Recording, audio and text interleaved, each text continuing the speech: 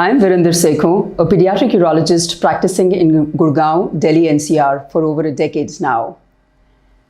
The field of pediatric urology involves the prevention, diagnosis, and treatment of a wide variety of conditions involving the urinary tract as well as the reproductive system of both male and female children.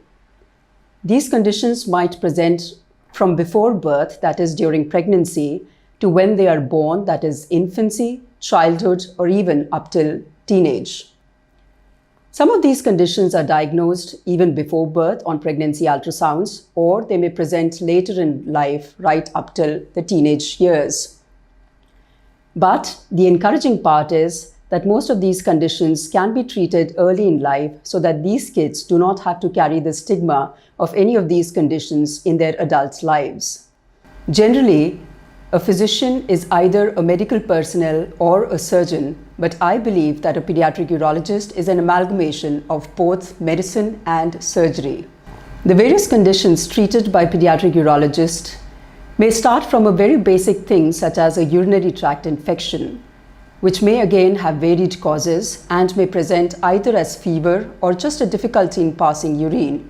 And in the benign cases, it may just be because of a thing as simple as constipation, or you could have like a bowel bladder dysfunction, or in the more severe cases, there could be anatomical malformation leading to vesico-ureteric reflux, wherein the urine goes back from the urinary bladder into the kidneys and causes urine infection. Another commonly seen condition by pediatric urologists is kidney swelling or hydronephrosis, which again may be picked up on pregnancy ultrasounds. Most of these again tend to resolve as the child grows older spontaneously, and a few of them may end up needing surgical correction later in life. As a pediatric urologist, I'm very passionate about treating urinary incontinence or urinary leaks in children. Now, the leak may present only during daytime or only during nighttime, what we call bedwetting, or it may be a combination of both of them. Again, there could be various reasons for this urinary incontinence, right from behavioral, psychological, or the more severe ones in which the nerves that control the storage and voiding functions of the bladder are not working well, a condition that we call neurogenic bladder. Or in other cases, there could be something called posterior urethral valve, which needs aggressive management during childhood and a lifelong follow-up, because nearly a third of these patients might end up needing kidney transplantation later on in life. And stabilizing the bladder before we can receive the new kidney is a very important part of what a pediatric urologist does. The other end of our spectrum of abnormalities that we see is called phimosis, wherein the foreskin is adhered and it does not allow the urine to come out normally, causing trouble to the child. A similar analogy in females is called labial adhesions. In males, it may be that the testis is not present in the scrotum on birth, and it is called undescended testis. So we locate the testis wherever it is present higher up and bring it down surgically into the normal position in the scrotum.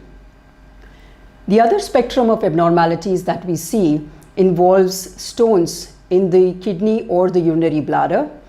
North India is a stone belt, but not all of these kids need surgical intervention. Initially, they may be managed by medicines, will need a metabolic evaluation, and later on pressing symptoms, they may need a surgical correction through minimally invasive techniques as well. Now, cancer in kids is rare, but you may still have cancers arising from the kidney or the urinary bladder, and this is a surgical expertise that a pediatric urologist handles. Another thing that I'm very dedicated and passionate about is treating kids who have something called hypospadias, wherein the hole from where the urine comes out is not located at the tip of the penis, but somewhere underneath the surface of the penis. This may even have a similar parallel in females as well. This needs a complex set of reconstruction in these kids. And although we try and do it in a single stage, but some of them may need multiple sittings for the same. The most complex end of the spectrum that a pediatric urologist treats is called the extrophy epispadias complex, wherein The child may need multiple sittings of complex reconstructions, but I'm very passionate about treating this condition. So if any time you or any of your loved ones is suffering from any of these conditions, please do look around and find a pediatric urologist that can help you treat these diseases. Thank you.